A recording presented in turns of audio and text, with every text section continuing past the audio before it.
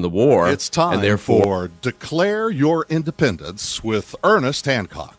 Believe me when I say we have a difficult time ahead of us.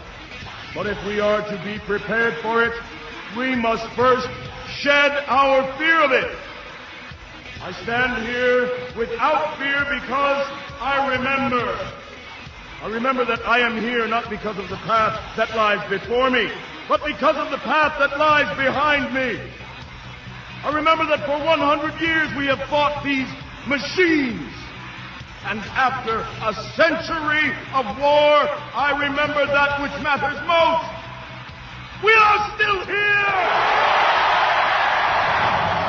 Tonight, let us make them remember we are not afraid!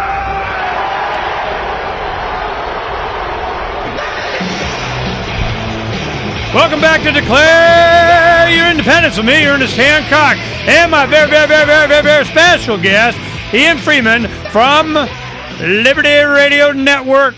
.fm. Well, it's LRN.fm. He's the program director there, and he's, got it going on, man. He knows way more about audio and stuff than I do. I got other guys for that. So it's I'm learning as I'm going on here, and we have people that have requested information from me, and I'm sure Ian gets the same kind of request. What do I need to be able to express myself on the internet, have an archived podcast, get on iTunes, have my own show, my own channel? Oh my goodness, LRM might pick up my show. This is something that they want to know. What's the equipment that they need? Well, you need a quality audio recording and the ability to mix more than one signal from a cable from your microphone into whatever's being recorded. That's a mixer. And we find out that we need a USB capable audio mixer, and you can get them for under $100. So I'm like, woo, that's good. A quality microphone for $60, $70. You have cables are $10. You have what else would we need? Some software free on the internet. You're going to need a computer of some type, a laptop or something, and anything built in the last year or two, you're going to be fine.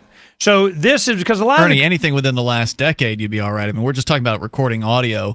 That's one of the nice things about doing audio versus video is it's just not as resource intensive. You don't need to have the latest machines or the latest software. I'm still using an old version of Adobe Audition 1.5. I think they're up to 3.0. I mean, I could upgrade, but the one I've got works fine. Well, that's one thing that I want to talk about is what's driving computing is the ability to play games and watch video, or the porn industry definitely has been pushing the ability to do whatever on the internet, be able to have video. So it's usually, if you want to see innovations and what's being done with computers and online streaming and so on, you watch the porn industry and the gaming industry, and so which is all teenagers, so it's all same thing. But what happens is audio uses much less capacity of the computer. So like what Ian's saying is that you can get away with a much older computer, right? Yeah, I mean, obviously, the newer it is, the better your experience is going to be. But I can tell you, some of the radio stations I've worked in have been using some real clunkers to do their recording, which I wouldn't recommend, but it's possible. Okay, so now we have, we're getting into the broadcasting part now. Now we got our computer. We have a microphone. We got it cabled up to a mixer that maybe have a second microphone, or it goes into your computer to where, or another computer or a sound card, anything, your MP3 player. I have people using their iPods, and you play music or anything into it, and it mixes with your voice. So that's what a mixer is for. Or you can bring in clips. Here I'll show you what I mean. I'll be preparing this for probably tomorrow. I'll be doing this. There are other shows. I've been trying to get Naomi Wolf on, and she's really busy, and she made this prediction that, hey, man, there's 10 steps to a closed society. And, man, if we ain't getting there. Well, she did an interview just last couple of days with Lou Rockwell. So if I wanted to play that, I just put this up and pushed a button. Therefore, subversive and illegal. The movie was suppressed, and he was jailed. Didn't know that. That's really an important talk about Woodrow Wilson days as well. I mean, people were terrified. In Connecticut, thousands of people were rounded up and locked up without due process, and beaten in prison for speaking against the war. And if you look at the 20s, what's really noticeable about the 20s was it was a period of sort of flappers and bathtub gin and talkies, but there was very little dissent. Because hey, Ernie, did you know she's going to be at the Liberty Forum this year? The Espionage Act very cool. Now, the U.S. has tried to use the Espionage Act. Now, that's what I wanted to get into, this Espionage Act thing. They're going to start getting, because Assange, his thing is that he is like the New York Times. He's like a reporter, okay? So he's not really the guy that is, that leaked it. He was the one that's reporting it. So this is like during Watergate days, they're going after the New York Times and so on again. This Espionage Act thing is getting ugly. Well, this is pretty scary stuff. Well, it's what brought Naomi out, and she's like going, "Hey, man, this is bad." But the point is that by having this equipment, we can mix in any feed from anything to be able to include the show. Just to add something in there, one thing that's really important that we haven't touched on with all this hardware talk is how to actually use it. And I appreciate the compliment that you gave me, but I'm not a professionally trained audio technician. I've learned everything by making mistakes and blundering my way through it, and just like a lot of other people will. In fact, sometimes when I've got these microphone processors here in my studio, honestly, I don't really know how to use them. I just kind of throw stuff up against a wall and see what sticks.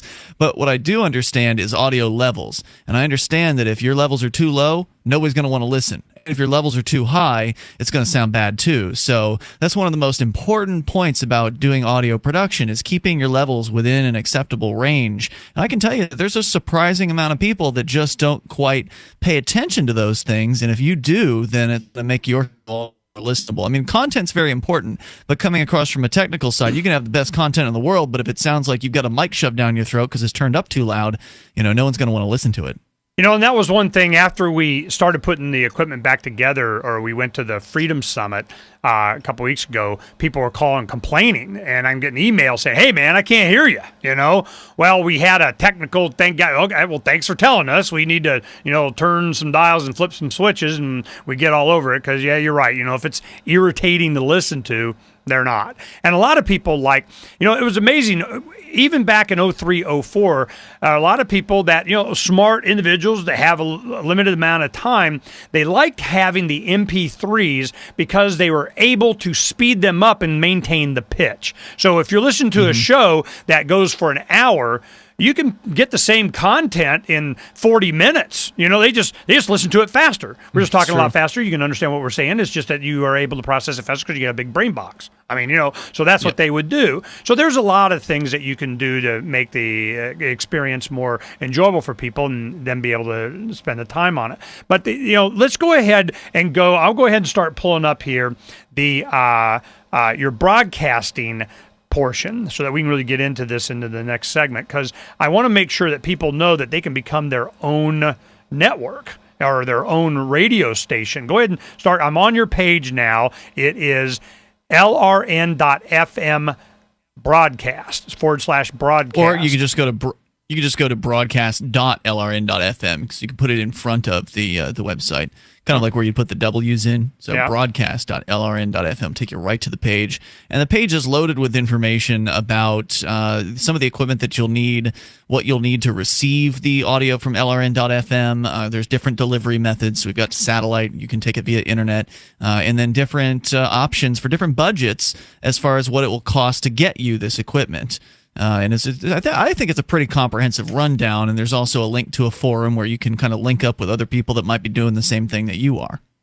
Well, if let's say I know my senior editor, Pal Gamble, he's looking into this. He wants to be his own little neighborhood broadcasting. So what are they looking at to be able to do that? Because the first thing I guess you're suggesting here is that you're on a KU band satellite so that it is broadcast over the country, and if you got the right satellite and it's pointed in the right place, I'm getting your signal, right?